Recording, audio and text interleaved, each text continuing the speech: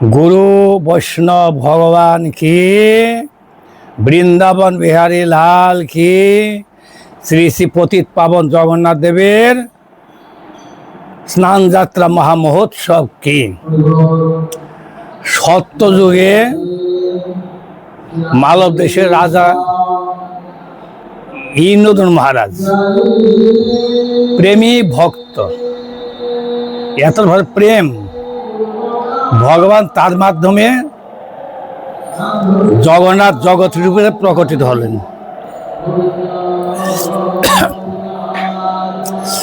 প্রকট হয়ে তিনি বললেন, আমি জ্যৈষ্ঠ মাসের শুভ পূর্ণিমা তিথিতে আবির্ভূত হব, জগৎ জীবের কল্যাণের জন্য, জগৎকে দর্শন দিয়ে সকলের আমি মঙ্গল বিধান করব। আমি মঙ্গল স্বরূপ, এই ইন্দ্র মহারাজ তুমি আমার প্রেমিক ভক্ত, তোমার মাধ্যমে আমি প্রকাশিত হব। এই জ্যৈষ্ঠ মাসের শুক্লপক্ষের পূর্ণিমা তিথিতে জগন্নাথ দেবের আবির্ভাব জন্মতিথি, এবং বলছেন আমি আবির্ভূত হব।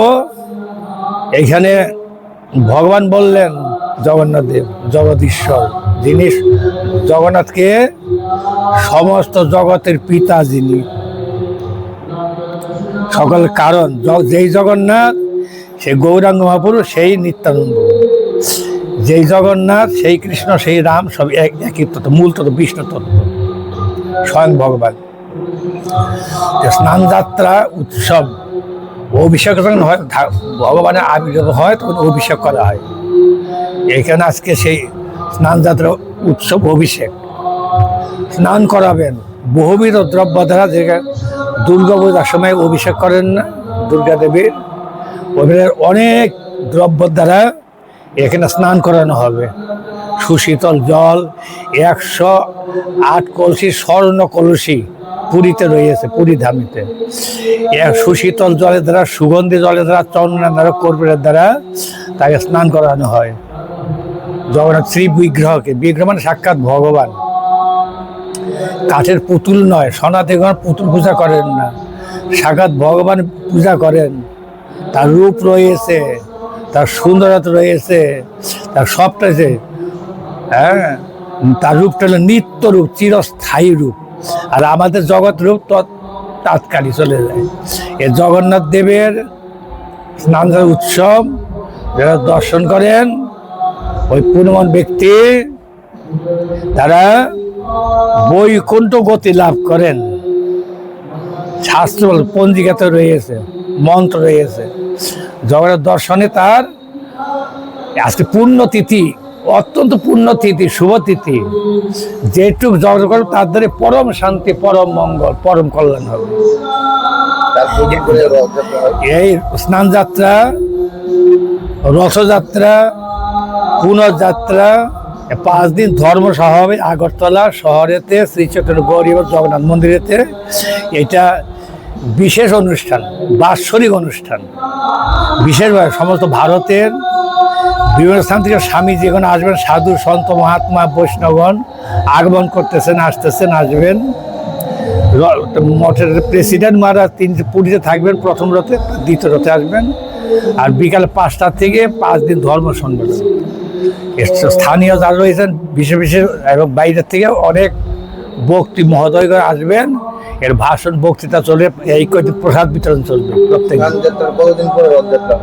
স্নান যাত্রার এক পক্ষকাল, এক পক্ষ মানে 15 দিন। হ্যাঁ, রথযাত্রা হবে শুক্লপক্ষের দ্বিতীয় তিথিতে জগন্নাথের রথযাত্রা। রথযাত্রা কেন হয়?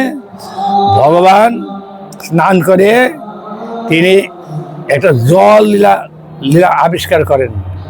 ভক্তগণ এত জল ঢালেন, এত রকম সময় 2-3 ঘন্টা পর্যন্ত স্নানই করান। মন্ত্র রয়েছে, বৈদিক মন্ত্রের দ্বারা, সুক্ত মন্ত্রের দ্বারা স্নান করান। জগন্নাথ বলেন, এই ভক্তগণ তোমরা প্রীতি করে আমাকে খুব স্নান করে এসো, আমার আবির্ভাব তিথিতে এত সুন্দর কিছু করেছে, কাঁচা হলুদ দ্বারা সুগন্ধি জল দ্বারা ইত্যাদি দ্বারা দধি দুগ্ধ দ্বারা সপ্ত সমুদ্রের জল দ্বারা ইত্যাদি করেছ। সুতরাং আমি এখন অনবসর কাল, অনবসর আমি 15 দিন তোমাদের দর্শন দিব না। আমার প্রতিভু বিগ্রহ মা রাধা মদন মোহন দর্শন পাবে। জগন্নাথ বলছে আমার বিগ্রহ প্রতিভু মদন মোহন, কৃষ্ণ মদন মোহন দর্শন মন্দিরে, আমি মন্দির থেকে অনবসরকালে তো অন্য স্থানে থাকবো। স্নান যাত্রা হয়ে গেলে আজকে স্নান যাত্রা শুরু হবে 10টা থেকে 12:30 1টা পর্যন্ত চলবে পূজা অর্চনা। তারপরে 1:30টার থেকে আমাদের সাংস্কৃতিক অনুষ্ঠান চলবে, এখন আরম্ভ হয়ে গেছে, এখন তো শুরু হয়ে যাচ্ছে সাংস্কৃতিক অনুষ্ঠান। স্নান হবে, পূজা হবে, মন্ত্র উচ্চারণ হবে, বৈদিক উচ্চারণ হবে।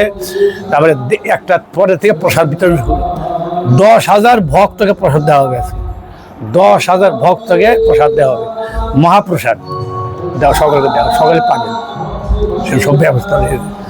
আর এই রথযাত্রা তো ওই প্রকার, আর 10,000 ভক্ত প্রসাদ পাবেন। 5 দিন ধর্ম, তখন অনেক স্বামীজি আর সাধুরা আসবেন, ভারতের বিভিন্ন স্থান থেকে অনেক সাধু, এবং এই যে আগরতলায় শহরের ত্রিপুরা রাজ্যের যত সাধু সন্ত মহাত্মা ঋষিগণ মুনিরা সকলে উপস্থিত থাকবে। বিশাল উৎসব, রাজ্যের কল্যাণের জন্য এই অনুষ্ঠান, রাজ্যবাসীর মঙ্গলের জন্য, শান্তি কামনায় এই জগন্নাথের স্নান যাত্রা, রথযাত্রা আদি পুনঃযাত্রা, ধর্মশনন আমাদের সকলের কল্যাণের জন্য। আমরা ভগবান প্রার্থনা করি যাতে হে প্রভু তুমি তো সুখময়, শান্তি, আনন্দময়, তুমি আমাদের রাজ্যে শান্তি দাও, প্রজাগণের শান্তি দাও, পাবলিকের আমরা শান্তি চাই, আনন্দ চাই। তুমি আনন্দ, তোমার আবির্ভাবে তো আমরা শান্তি থাকবো, আনন্দে থাকবো, আমাদের দুঃখ থাকবে না জীবনে, আমরা চিরসুখী হয়ে যাবো, চির শান্তি প্রাপ্ত হবো ভগবানের কৃপা নিয়ে।